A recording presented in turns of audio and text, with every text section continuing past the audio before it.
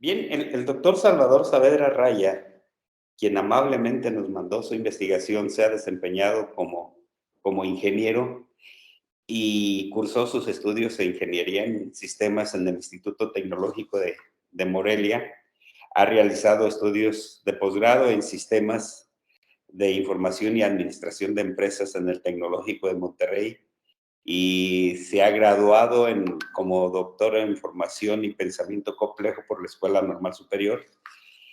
Tiene certificaciones en Microsoft, en administración de proyectos, en comercio electrónico, en diferentes procesos de transmisión de empresas familiares y en metodología de Business Family Foundation. En su desempeño profesional ha colaborado como administrador y consultor y líder de proyecto.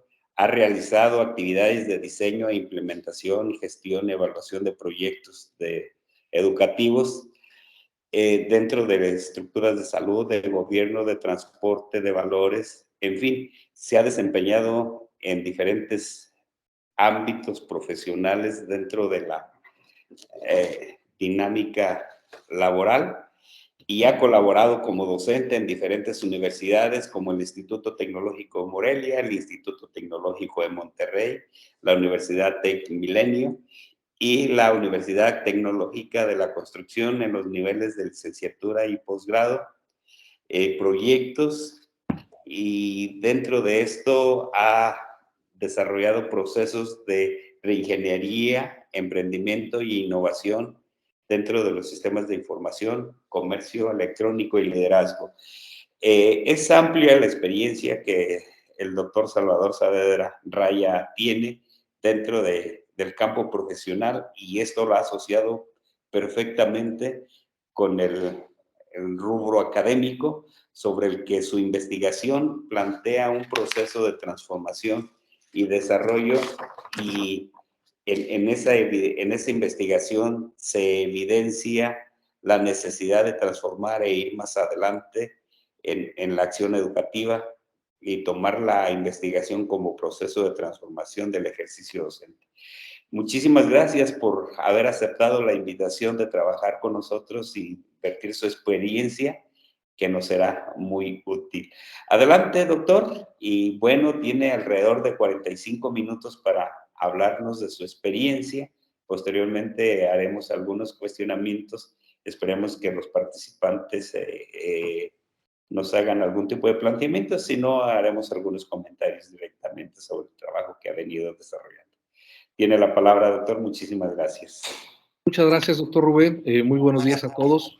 Muchas gracias por la invitación. Me permito compartir pantalla para poder proyectar pues la presentación que tengo preparada para esta charla.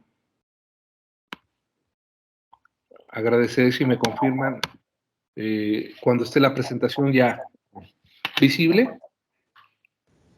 Ya se puede ver. Sí, se ve bien. Bueno, gracias. La intención es presentarles el trabajo que realicé en el marco del doctorado en formación de formadores con la Escuela Normal Superior de Michoacán. El nombre, bueno, pues es una estrategia dialéctico-transdisciplinaria para la formación de formadores en la educación superior. Como lo comentaba el doctor Rubén, pues gran parte de mi vida profesional la he vivido a la par de tomar algunos roles académicos en distintas universidades, y siempre relacionados con el tema de la formación de formadores. Entonces, para mí fue una oportunidad el poder cursar este doctorado y entender desde otra perspectiva los grandes problemas que tenemos en la formación de formadores en la educación superior y tratar de proponer, bueno, una estrategia que pudiera mejorar esas áreas de oportunidad que identificamos durante la investigación para fortalecer la educación superior y, bueno, alinearla, reposicionarla en términos de la formación, que es el deber ser, y no solamente en términos de la instrucción desde el punto de vista meramente disciplinar. Lo que yo tengo presentado aquí, lo que voy a presentar básicamente, pues, es el proceso metodológico que seguí para la investigación y los resultados que alcancé. Vamos a hacer énfasis en lo que es la visión de futuro, la problematización empírica y teórica que se realizó, la viabilidad práctica y la acción, y la teorización que finalmente concluimos como parte de la investigación. Este proceso metodológico, bueno, implica partir de una investigación dialéctico-transdisciplinaria. La investigación dialéctica transdisciplinaria, bueno, tiene 4 características: implica involucrarnos con una nueva racionalidad, una nueva forma de pensar las cosas. Es dialéctica porque pues, lo que queremos es precisamente construir a partir de los distintos diálogos con los diferentes actores de los diferentes procesos. Incursión en el tema del pensamiento complejo como un nuevo paradigma de conocimiento, porque bueno, pues es fundamental que reconozcamos que en el modelo tradicional de la educación superior se ha abusado de la de fragmentar el conocimiento en distintas disciplinas, y eso nos ha orillado de alguna manera a alejarnos de la realidad que vivimos día a día, ¿no? Los problemas sociales que vivimos, los problemas de ingeniería, los problemas que nos encontramos en el campo laboral, no se pueden reducir a un cúmulo de variables para que puedan ser resueltos de manera plena. Requiere un análisis que va más allá de una disciplina, y por eso el tema del pensamiento complejo se convierte en un elemento muy importante. Por otro lado, bueno, no intentamos con esta investigación dialéctica transdisciplinaria hacer a un lado el paradigma cartesiano. Reconocemos que como nunca el conocimiento ha evolucionado en los últimos 100 años, y en gran medida ha sido a este enfoque del paradigma cartesiano, pero creemos que vivimos una época en la que tenemos que abrir un poco más los ojos, ser un poquito más flexibles en torno al conocimiento. ¿Qué es el conocimiento? ¿Cuál es el conocimiento pertinente? ¿Por qué no incorporar otros tipos de conocimiento para poder tener una perspectiva mucho más amplia con la cual abordar los problemas de la vida diaria? Dentro del proceso metodológico, básicamente la racionalidad se fundamenta en 3 elementos, que es la epistemología crítica, donde tendremos que hablar de teorías como puede ser la lógica genética, las ciencias nomotéticas, la teoría crítica, el pensamiento crítico, el conocimiento social. Tendremos que hablar también del pensamiento complejo, empezando por la teoría general de sistemas, la teoría de la geometría de la naturaleza fractal, la teoría de la autopoiesis, la teoría de la cibernética, del caos, la teoría cuántica, hasta llegar al punto superior de la pirámide, donde nos enfocaremos en el tema de la transdisciplinariedad, principalmente desde el punto de vista de los distintos niveles de realidad, la lógica del tercero incluido y el reconocimiento de la complejidad. De manera metodológica, esta es la estructura que se presenta en esta investigación dialéctica transdisciplinaria. Se presenta de manera secuencial, aunque como lo hemos visto en la formación, más que un proceso secuencial, se considera un proceso de bucles, donde uno puede pasar del módulo 1 al 2 y del 2 regresar al 1, o del 3 regresar al 2, o del 5 regresar al 2, con la intención de que podamos estar reconstruyendo tanto la realidad como la propuesta con la cual podamos trabajar. Pero si lo podemos presentar de manera esquemática, bueno, pues es una metodología que parte de 6 módulos, de 6 etapas, donde tendremos que arrancar de una visión de futuro, leyendo la realidad, analizando qué pasa en la educación superior en el mundo, qué pasa con las megatendencias, hacia dónde se mueve, quién es nuestro sujeto posible. Después, en el módulo 2, y nos incorporamos en el tema del campo problemático de los sujetos de conocimiento posibles. En el 3, se hace un ejercicio de problematización empírica. En el 4, un ejercicio de problematización teórica.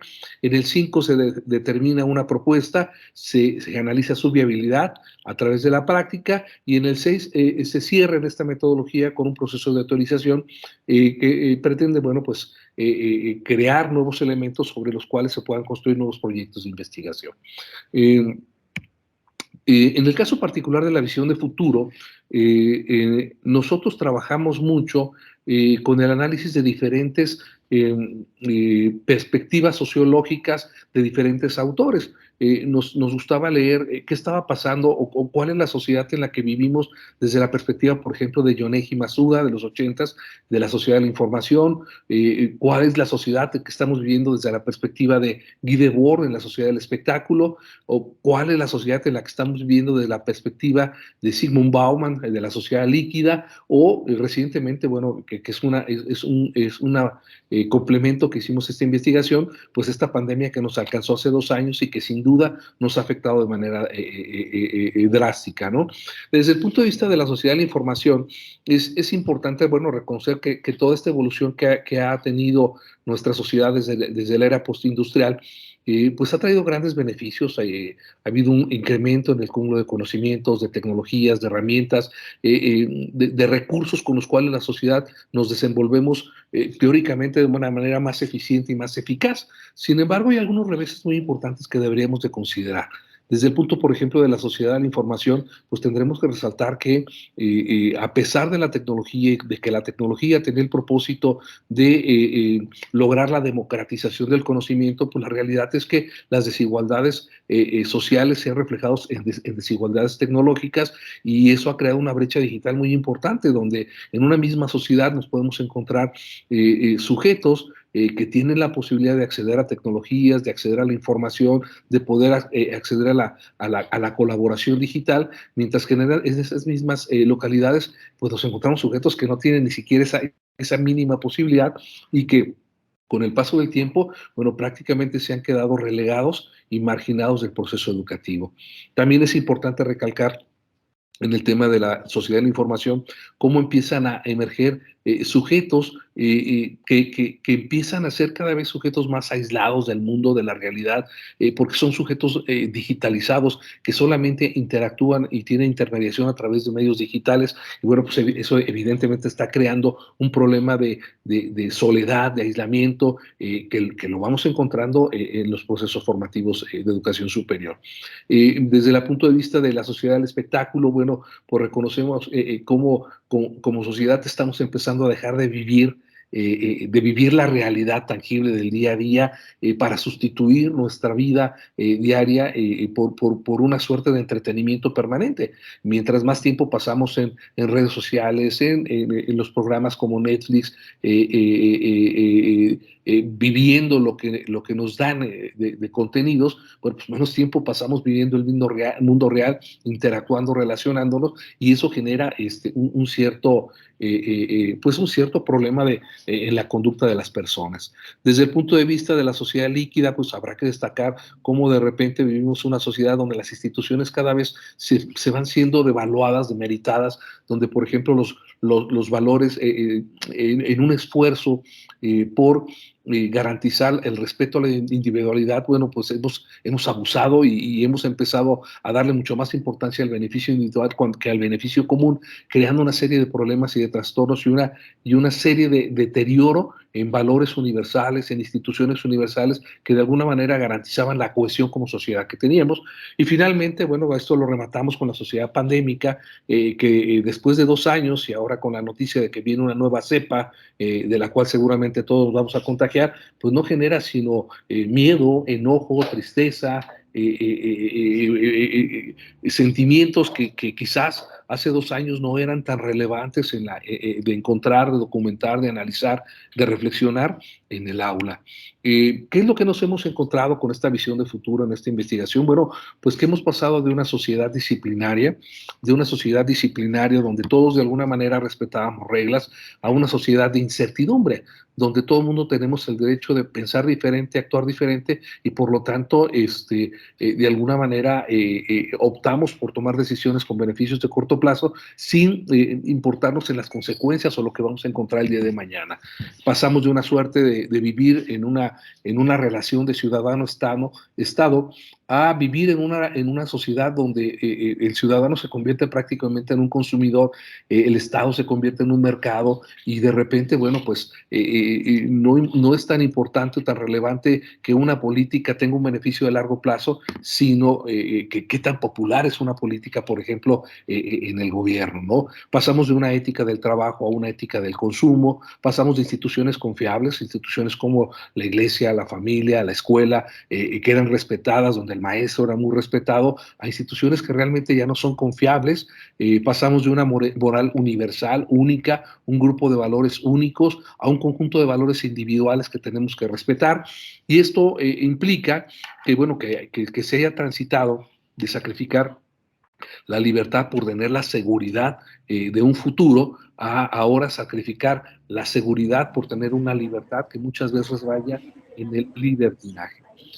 Pasamos de una sociedad en donde sabemos y reconocemos que el futuro se puede construir, a una Los sociedad en la primeros que el que se futuro duerman pareciera no gotas. importar.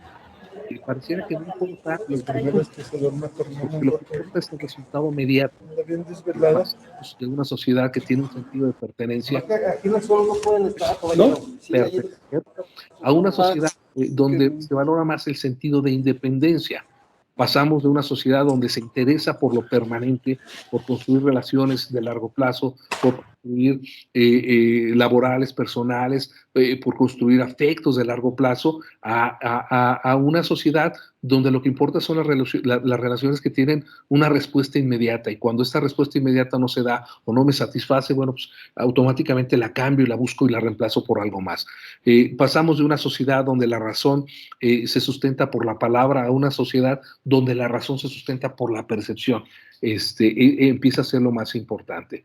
Este estudio que realizamos, bueno, lo realizamos en el marco de la Universidad Tecnológica de la Construcción, y en este sentido lo que nosotros empezamos a documentar es que los sujetos empezaron también a transitar, empezamos a reconocer ciertos patrones, ciertas características, ciertos rasgos de cómo se ha modificado este sujeto. Por ejemplo, antes hablábamos de sujetos pasivos, receptivos, y hoy tenemos sujetos muy activos.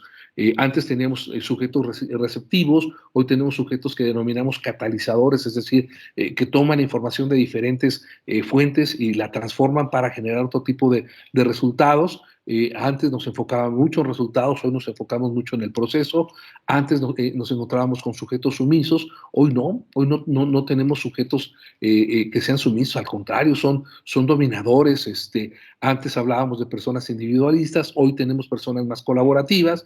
Antes hablábamos de personas que no tenían prisa, hoy pareciera que las personas que nos encontramos en las aulas tienen mucha prisa por aprender, por construir, por salir, por vivir, y bueno, pues eso le da un matiz diferente al proceso formativo.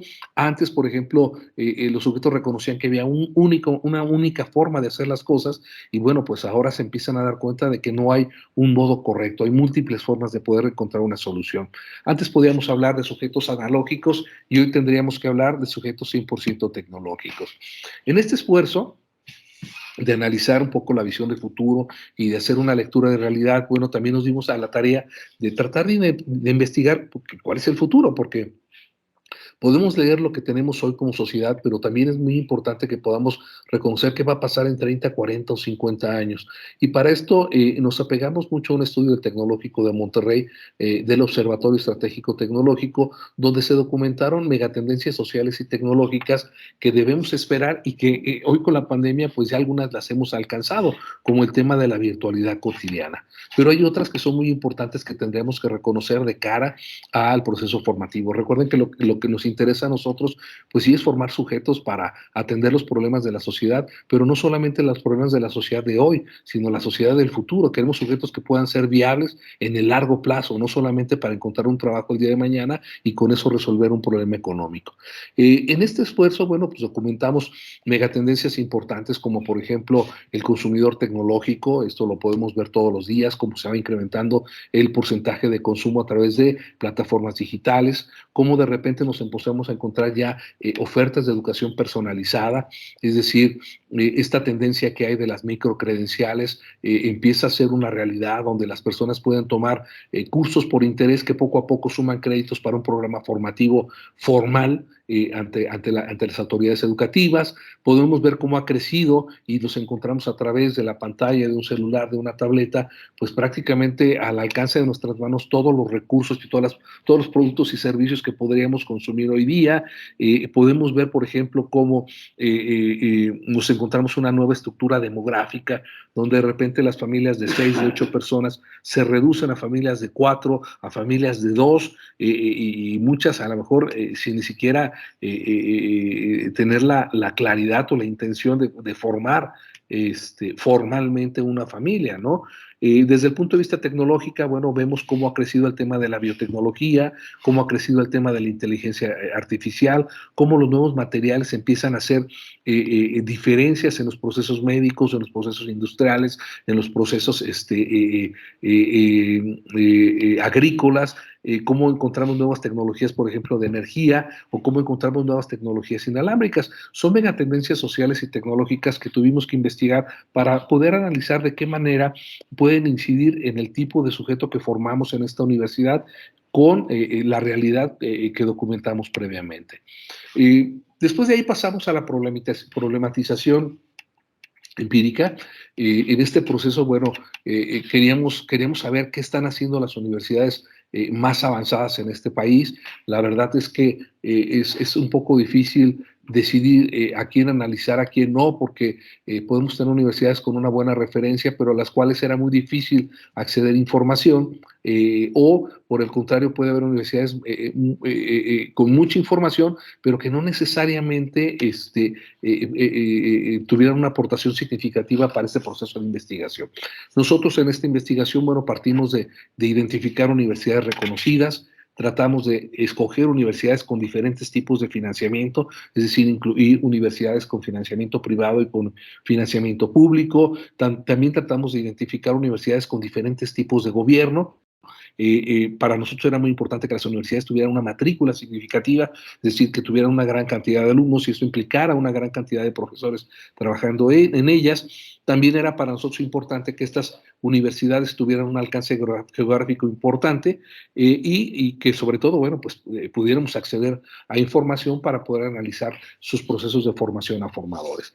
Como conclusión, bueno, trabajamos en la investigación de 5 universidades: la Universidad Nacional Autónoma de México, el Instituto Politécnico Nacional, la Universidad Veracruzana, el Tecnológico de Monterrey y la Universidad Tecmilenio.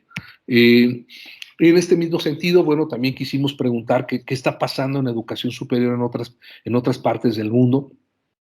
Y bueno, pues también nos encontramos con un problema porque habría que decidir, bueno, qué tipo de educación superior, de qué país tenemos que analizar.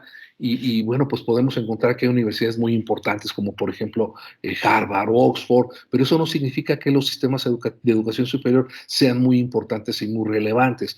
Entonces nos dimos a la tarea de hacer un ejercicio para identificar un conjunto de indicadores que nos permitieran conocer en qué países se hacen mayores insumos a la educación superior y en qué países hay mayores resultados como consecuencia de la educación superior.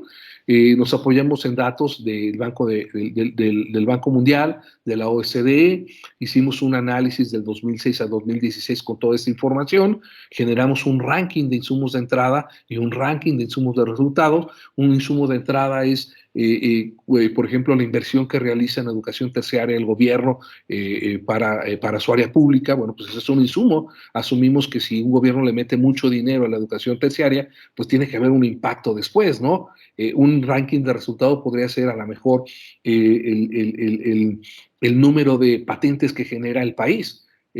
Porque, bueno, pues una patente generalmente será una consecuencia de un trabajo de investigación donde generalmente estará involucrada personal de investigación, universidades, empresas vinculadas en educación terciaria. Y como conclusión de este análisis que hicimos, bueno, decidimos quedarnos con el análisis de 4 países, 4 sistemas de educación superior de 4 países en concreto, que es el caso de Finlandia, el caso de Corea del Sur, el caso de Canadá y el caso de Australia, que fueron aquellos países donde pusimos un mayor énfasis, donde hicimos un análisis más profundo, donde tuvimos algunas entrevistas, algunos intercambios de información para poder tener una visualización de qué estaba pasando en la educación superior de estos 4 países. Y algunas variables que fueron importantes para poder hacer estos análisis, bueno, pues también implicó documentar qué es el marco europeo de cualificaciones, es decir, cuáles son las cualificaciones más relevantes desde esta perspectiva europea para la educación superior, donde destaca la comunicación, las competencias matemáticas en ciencia, digitales, la capacidad de aprender a aprender, las competencias sociales cívicas, pero también, por ejemplo, hicimos algunos análisis comparativos desde el punto teórico, por ejemplo, el comparativo entre Freire y Valerio, donde hablábamos de competencias diagnósticas, cognitivas, éticas, lógicas, empáticas, comunicativas, lúdicas, metacognitivas, y cómo de repente con distintos autores empezamos a encontrar ciertas similitudes, ¿no? Aquí hablamos de una capacidad comunicativa desde Freud y cómo encontramos esta misma capacidad en Valerio, ¿no? Hablamos de una competencia empática y de la empatía, hablamos, por ejemplo, de la importancia del rasgo de ser lúdico en la formación de formadores, y hablamos en el caso de Valerio de la parte dinámica. Y otra referente importante, bueno, pues sin duda fueron los Objetivos para el Desarrollo Sustentable que propone la UNESCO, con la intención de que la educación superior contribuya a abatir temas de salud, a atender temas de pobreza, a atender temas de bienestar, de igualdad de género, de trabajo, de crecimiento económico, de producción y consumo responsable, acciones por el medio ambiente, la paz, la justicia y la conformación de instituciones sólidas. ¿Qué encontramos? Bueno, pues nos encontramos que teníamos que construir una propuesta de formación. Es una estrategia dialéctico-transdisciplinaria para la formación de formadores de educación superior, que pudiera romper con algunos rasgos, diría yo, que encontramos en nuestros docentes. Por ejemplo, el principal, bueno, que el docente se aferra a su disciplina. Mi trabajo en una universidad es básicamente enseñar mi disciplina, que es mi formación.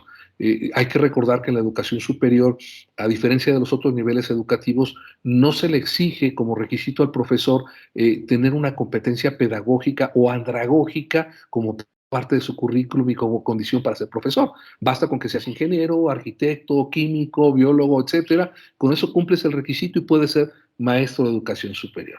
Entonces nos encontramos con que ellos pues aprendieron biología de un biólogo y entonces entienden que lo que deben de enseñar de biología pues es exactamente lo mismo, ¿no? Pedirles que de repente amplíen su perspectiva para poder trabajar la biología quizás desde el punto de vista matemático, desde el punto de vista social o desde el punto de vista humano, pues como que les creaba mucho conflicto, ¿no?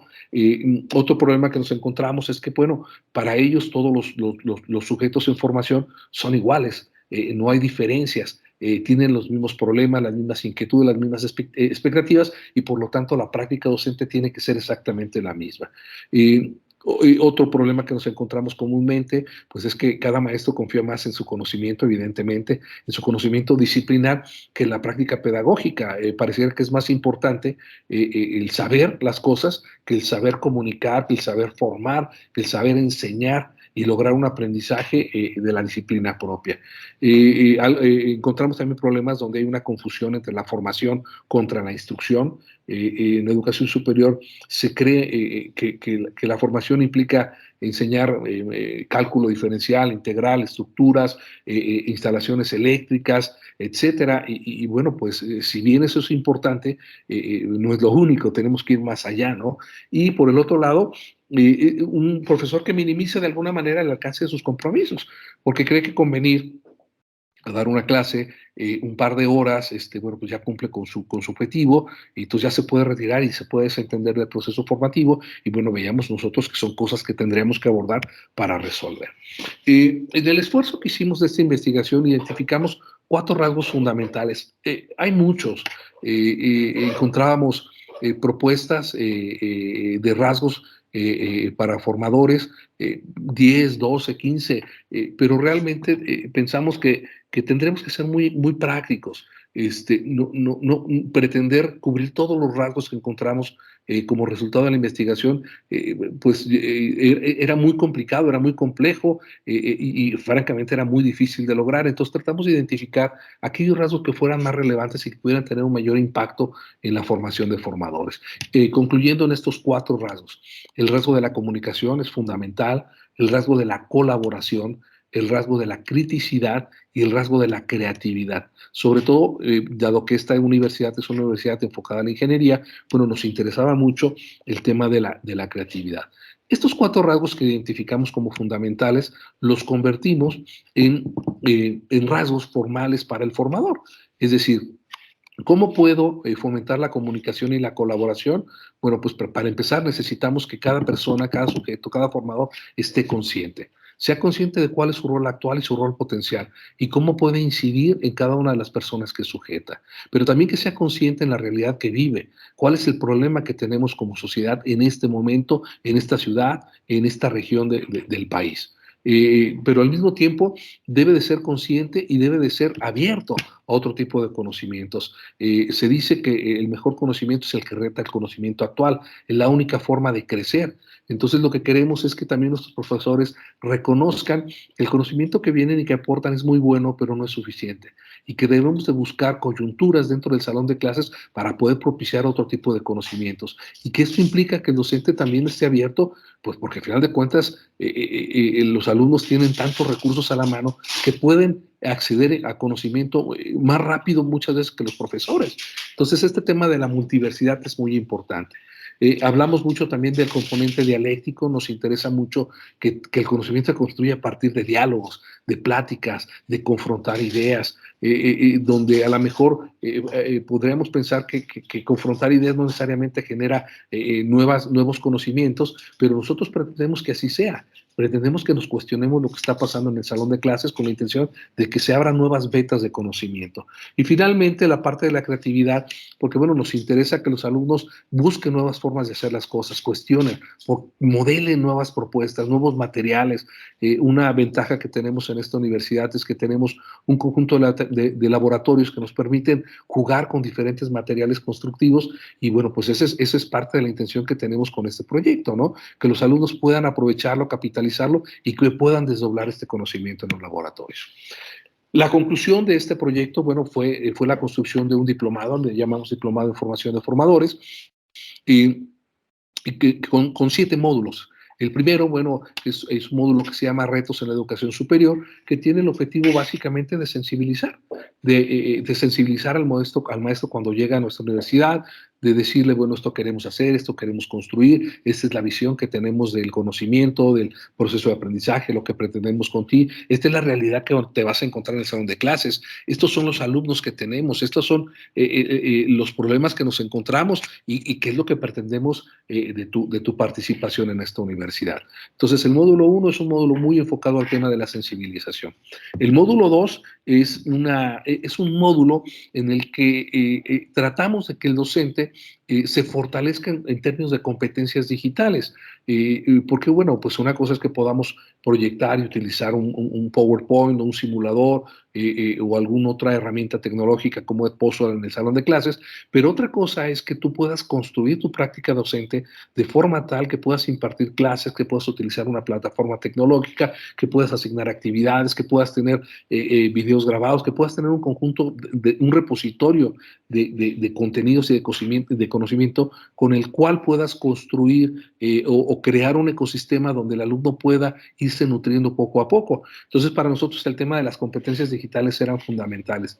Lo propusimos antes de la pandemia y afortunadamente cuando llegó la pandemia, pues teníamos un gran avance en el tema de la capacitación digital.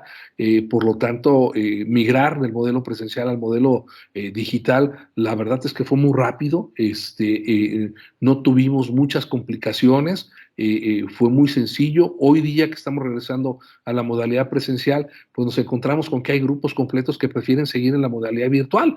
Y bueno, esto desde el punto de vista administrativo representa un reto porque pues es una demanda de los alumnos, es una realidad que pudimos sostenerlo. Sin embargo, bueno, pues al final de cuentas somos instituciones diseñadas para operar de manera presencial y bueno, ese será un problema que tendremos más adelante. El tercer módulo tiene que ver con el conocimiento del conocimiento. Y este es un módulo muy interesante porque lo que pretende este módulo es romper precisamente con con esta adoración de la disciplina que cada docente tiene de su propia disciplina. Es un módulo donde entramos a reflexionar, bueno, ¿qué es el conocimiento de verdad? ¿Para ti qué es? ¿Por qué otro conocimiento no puede ser válido? ¿Por qué no podemos incorporar otros conocimientos? Y cómo otro tipo de conocimientos que no sean necesariamente validados por el método científico, de verdad pueden ayudar a la formación, pueden contribuir a la formación de personas. Afuera creemos que necesitamos buenos ingenieros, buenos arquitectos, sí, claro, pero yo creo, al menos en el marco de esta universidad, creemos que es más importante que podamos estar egresando buenas personas, mejores personas. Creo que la sociedad necesita buenos ingenieros, pero mejores personas. Y entonces aquí, en el tema del módulo 3, eso es lo que pretendemos con este módulo, romper con esa, pues ese ese casamiento con lo único que vale es el conocimiento que emerge del método científico. El módulo 4, por otro lado, habla mucho de la práctica docente en la práctica. Y entonces, en este módulo trabajamos con el profesor desde el punto de vista humano. Es decir, yo no puedo pedirle a un alumno que tenga inteligencia emocional si yo como docente no tengo inteligencia emocional. Yo no puedo pedir al alumno que sea mesurado al discutir, al debatir, al compartir conocimiento si yo no lo soy. Al final del día, tanto el alumno como el profesor pues tienen problemas, ¿no? En casa, en el trabajo, con los amigos, viven divorcios, viven muchos problemas que de alguna manera siempre se reflejan en el salón de clases, en la práctica educativa. Entonces, en el módulo 4 lo que estamos tratando de abordar son técnicas y herramientas con las cuales el maestro pueda sentirse más libre, más ágil, más liberado, para que pueda llegar más consciente y más pleno a impartir su cátedra y de alguna manera, bueno, pues también pueda esto replicarlo con sus alumnos, ¿no? Y pueda entender que el alumno, bueno, pues es un cúmulo de emociones, de momentos, de frustraciones y que de repente las reacciones que pueden tener en el salón de clases, pues son hasta cierto punto normal y donde el profesor pueda tener recursos para poder canalizarles de manera correcta. El módulo 5 está enfocado 100% en la creatividad como principio formativo. Aquí abordamos diferentes técnicas para poder fomentar la creatividad en el salón de clases, en la elaboración de proyectos, en la elaboración de propuestas de solución, etcétera. El módulo 6 tiene que ver con el formador como sujeto en formación, y en este módulo nos metemos mucho en el tema de técnicas didácticas y herramientas para poder mejorar la práctica didáctica, la dinámica, el control de grupos, etcétera. Es un módulo más tradicional en el sentido de formación de formadores. Y bueno, el séptimo módulo tiene que ver con la formación basada en competencias. Y bueno, pues no podemos alejarnos. Este es un modelo constructivista enfocado a competencias. Tenemos que darle sentido y bueno, también es un módulo de alguna manera un poco tradicional. Este es el diplomado resultante de este proyecto, lo hemos probado ya en un par de ocasiones, hemos hecho algunos ajustes y bueno, creemos que este es el mejor modelo de formación que tenemos para el modelo educativo de esta universidad, para la realidad de esta universidad, para el contexto de la sociedad en la que estamos viviendo y para lo que vemos que el futuro nos va a impactar o nos va a incidir de alguna manera. En la última parte, bueno, la parte de la teorización, básicamente lo que nosotros quisimos hacer es tratar de construir una metáfora de cómo esta metodología de la investigación dialéctica transdisciplinaria, bueno, pues es muy parecido a estas famosas muñecas rusas, ¿no? Las malamushkas, donde de repente cada módulo está contenido en cada uno de los módulos y se van formando pequeñas muñecas que van conteniendo al resto de los módulos. Esta fue una analogía que nos pareció muy pertinente con mi asesora y a partir de esa construimos una metáfora. Esta es una universidad enfocada a la construcción, entonces pensamos que el proceso de formación de sujetos tiene que ser muy similar, podremos encontrar una analogía pues, con el proceso de edificación de una vivienda, de una residencia. Y entonces lo que hicimos fue construir una analogía entre el proceso formativo de formadores con el proceso de formación o de construcción o de edificación de una vivienda y cómo podíamos encontrar una relación directa en cada uno de ellos. Por ejemplo, si hablábamos de que el módulo 1 implicaba un proceso de sensibilización, bueno, pues en el proceso constructivo también la habilitación del terreno implica una sensibilización. Implica una sensibilización porque de alguna manera ningún terreno es el mismo, ¿no? Cada uno tiene características diferentes, tiene propiedades diferentes. Habrá terrenos que requieran a lo mejor una nivelación, habrá terrenos que requieran a lo mejor una mejora del material con el cual utilizaremos para la base para la construcción. Pensamos, por ejemplo, que el módulo de docencia digital tiene que ver mucho con la parte de la cimentación, porque más que nunca tenemos que pensar en el docente, en el formador como un formador digital. Y yo creo que estamos viviendo una época en la que difícilmente vamos a regresar a dejar las plataformas, a dejar las redes sociales, a dejar los canales de YouTube, porque ya cruzamos ese umbral, ya no hay vuelta para atrás. Cuando hablamos, por ejemplo, del conocimiento, bueno, pues también implica parte de la cimentación en nuestra metáfora, porque al final de cuentas, queremos profesores que sí tengan competencias digitales, pero que también reconozcan que hay conocimientos más allá de su disciplina que deben y pueden incorporar en su práctica educativa. Por ejemplo, la práctica docente en la práctica, bueno, implica a lo mejor parte del método constructivo, cómo vamos a construir un entorno, un ambiente de aprendizaje que sea favorable para que se pueda dar el proceso de enseñanza-aprendizaje de manera correcta. Y bueno, empezamos a construir de esta manera el proceso formativo con lo que es la metáfora, la habilitación del terreno, la cimentación, el método constructivo, las instalaciones eléctricas, sanitarias, la habilitación de losas y aberturas y revoques en esta metáfora de cómo debe ser la formación de un formador de formadores. Bueno, pues yo con eso estaría dando por terminada mi exposición. Creo que me fui un poco rápido, estoy a sus órdenes pues nada, ¿cómo ven? Bien, doctor, muchísimas gracias. No se fue rápido. Dijo exactamente lo que necesitamos escuchar para buscar cambiar esta sociedad de incertidumbre a una sociedad, no precisamente regresar a la figura anterior, sino aprender a vivir en la incertidumbre y recuperar de esa incertidumbre los procesos que nos generarán libertad y que nos ampliarán el proceso de transformación. Esperemos que haya alguna pregunta concreta del auditorio. Sí, tenemos aquí a la maestra Iztaccíhuatl, que quiere hacer una participación. Adelante, maestra, por favor. Muchísimas gracias. Gracias, doctor Rubén. Buenos días, doctor Salvador. Un gusto saludarte el día de hoy. Felicitarte por esta exposición del trabajo de investigación. Me parece que lo hiciste de manera magistral. Sí. Felicidades por ello. Estuve siguiendo todo el proceso de tu exposición y me percaté que no abordaste un momento sustantivo de la investigación que tiene que ver con el campo de objetos posibles. Uh-huh. Entonces, no identifico yo cómo surge el objeto de conocimiento, ni cuáles son sus dimensiones, cómo fue la construcción y deconstrucción de este objeto de conocimiento. Sí, sí, tienes razón.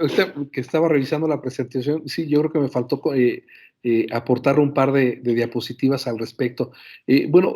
Básicamente el resultado de la visión de futuro. En la visión de futuro quisimos analizar la sociedad por un momento, por un lado, con la intención de conocer, bueno, cuál es el perfil que vivimos cuál es el perfil de nuestros sujetos, pero por el otro lado quisimos explorar, bueno, qué es lo que viene en la sociedad el día de mañana, al hablar de las megatendencias, qué están haciendo otras universidades, qué están haciendo otros países, y entonces el resultado de estos 4 análisis me permitieron a mí definir un campo de lo posible, ¿no?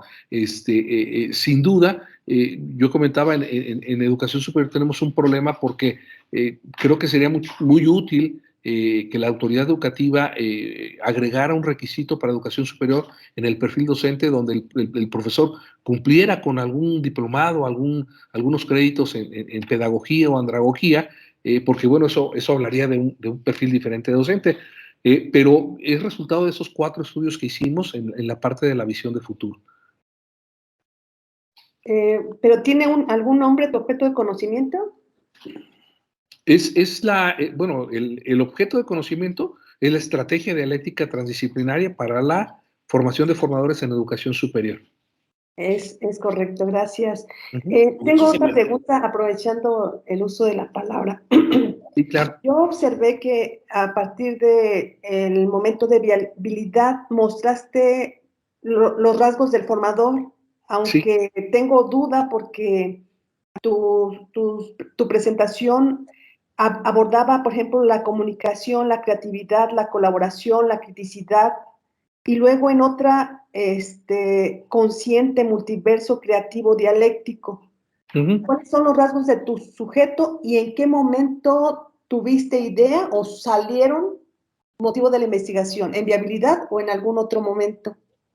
No, salieron como resultado de las problematizaciones. El resultado fueron los rasgos de la problematización empírica, se generaron los rasgos, en la problematización teórica se afinaron esos rasgos. Inicialmente pensamos en que el formador tendría que ser una persona con muchas capacidades comunicativas, de colaboración, de criticidad y de creatividad. Esos fueron los primeros rasgos iniciales. Después de la segunda problematización, afinamos estos rasgos y dijimos, bueno, para que una persona sea comunicativa tiene que ser dialéctica. Para que una persona tenga comunicación, tiene que ser consciente. De nada nos sirve que la comunicación sea trivial, tiene que haber un sentido de conciencia. Por eso convertimos la comunicación en conciencia y dialéctica. Por ejemplo, cuando hablamos de criticidad, bueno, nosotros decíamos, bueno, ¿qué significa ser crítico? Ser crítico implica que seas consciente de lo que sabes, del conocimiento que hay, pero también del conocimiento potencial. Entonces ese rasgo se convirtió en multiversidad. Y finalmente la parte de la creatividad, ese sí fue un rasgo que prácticamente transitó de una problematización a otra de manera muy natural. Ser creativo, ser creativo. Al principio hablamos mucho de ser divergente. El rasgo hablaba mucho de la divergencia en la problematización empírica, pero encontrábamos que era un poco difícil de entender porque en el proceso creativo una condición es ser divergente, pero muchas veces las personas divergentes no concretan en procesos creativos. Por eso migró de la divergencia a la parte de la creatividad. Muchas gracias, maestra. Muchas gracias, doctor. Sí, entendemos que una presentación no exactamente recupera todos los procesos investigados y que están centrados en el documento que se elaboró como estructura investigativa. Sí, y bueno, cuando escuchamos los planteamientos podemos no identificar algún elemento interesante de donde surge el otro, pero eso es entendible. La idea es fortalecer el proceso que yo estoy desarrollando desde lo que me está diciendo el ponente, en este caso, su investigación nos apoya a generar procesos en ese sentido. Vamos a escuchar a Miguel Ángel Rivera, quien está levantando la mano. Adelante, Miguel Ángel. Muchísimas gracias por participar. Muchas gracias, doctor Rubén, y bueno, felicitar al doctor Manuel Saavedra. Me interesa mucho su trabajo, dado que vivimos contextos similares. Y bueno, la pregunta es referente acerca de, dentro de este modelo, articulan en esa lógica interna y externa, en ese campo de objetos, esos rasgos, y similar a la pregunta anterior, ¿verdad? ¿Cómo articulan en el proceso de viabilidad? Y bueno, me parece también interesante el módulo número 6, que habla acerca del formador como sujeto en formación. ¿Cómo articulan en ese proceso de viabilidad para desarrollar estos rasgos? Agradecido por esta participación y felicidades por el trabajo. Muchas gracias, maestro. El tema es que nos encontramos, hay una realidad con los maestros en educación superior, sobre todo en la parte de la educación privada, con financiamiento privado, y es que los maestros no son maestros, o sea, son instructores, son arquitectos, son ingenieros que no tienen recursos o tienen recursos muy acotados.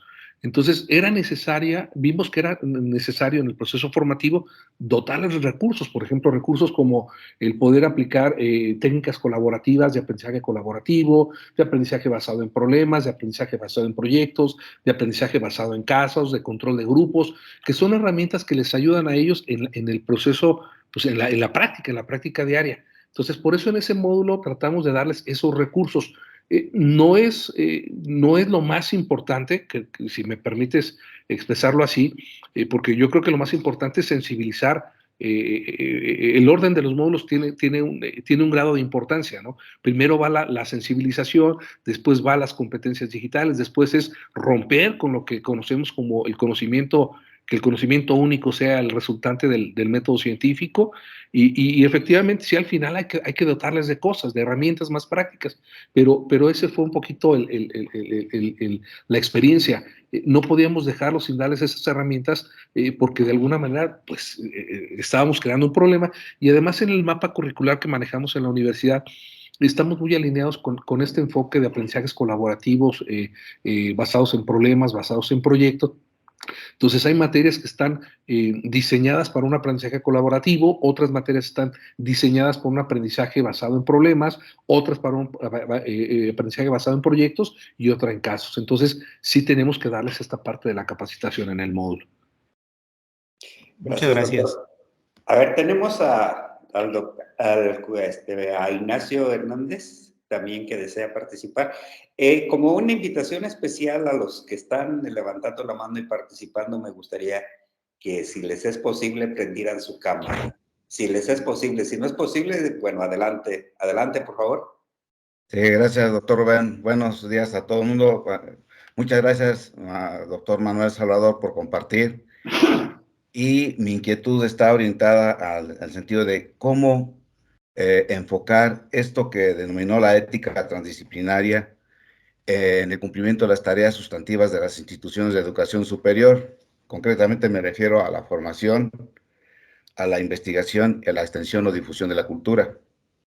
Gracias. A ver si entendí, maestro. Yo creo que en el caso particular de las escuelas de educación superior, yo creo que tenemos muchas áreas de oportunidad. Una primera área de oportunidad tiene que ver con la parte del proceso de formación de sus maestros. Si no hay un requisito por parte de la autoridad, pues cada universidad tiene su propio requisito. Entonces, sabemos universidades que a lo mejor nos preocupa más cumplir con con este criterio que otras. Pero efectivamente tenemos que ir más allá, no nos podemos quedar únicamente con la parte disciplinar o la parte transdisciplinaria. Hay que ir a otro tipo de cosas como el tema de la cultura. Nosotros, por ejemplo, en el mapa curricular, tenemos materias fijas, sin importar cuál es la carrera que cursan aquí los muchachos, donde todos los alumnos de alguna manera en un mismo grupo pueden haber alumnos de arquitectura, de ingeniería civil, pueden haber alumnos de gestión empresarial, puede haber alumnos de ingeniería ambiental, y con eso propiciamos que desde ahí podemos detonar algunas actividades transdisciplinarias. Ahora, ¿cómo vamos al tema de la cultura? La verdad es un reto, no tendría una respuesta hoy de cómo podríamos abordarlo. Nos ha costado mucho trabajo llegar hasta aquí. Sabemos que nos cuesta, que tenemos que ir más allá, pero hasta este momento este es el alcance que tenemos con este proyecto en la universidad. Gracias. Muchas gracias, doctor. Doctor. Gracias, Ignacio. Tu participación es muy acertada en el sentido de hacia dónde tienen que caminar o deben de caminar las instituciones formadoras. Y en este caso, pues es de gran apoyo. Bien, la Escuela Normal Superior le agradece, doctor Manuel Salvador Saavedra Raya, esta participación, y desde la Asociación Universitaria Iberoamericana de Posgrado y la Red Iberoamericana de Investigación para el Desarrollo de Identidades Profesionales, le otorga el reconocimiento por su investigación, estrategia didáctica transdisciplinaria para la formación de formadores en educación superior, en el seminario Horizontica, la utopía posible, identidades en la formación docente. Muchísimas gracias. Como vemos, las identidades en formación docente están plenamente valoradas en el trabajo que usted ha presentado y nos darán luz para procesos que nosotros quisiéramos desarrollar en ese sentido. Muchísimas gracias, le agradecemos y lo felicitamos por su apoyo. Gracias, doctor. Gracias a ustedes. Y bueno, le agradecemos también a la Universidad Tecnológica el apoyo que nos está dando para el desarrollo de este evento, de este seminario. Con mucho gusto. Sin su apoyo, pues probablemente tuviéramos muchísimas dificultades para poder seguir adelante. Gracias, doctor. Hasta luego.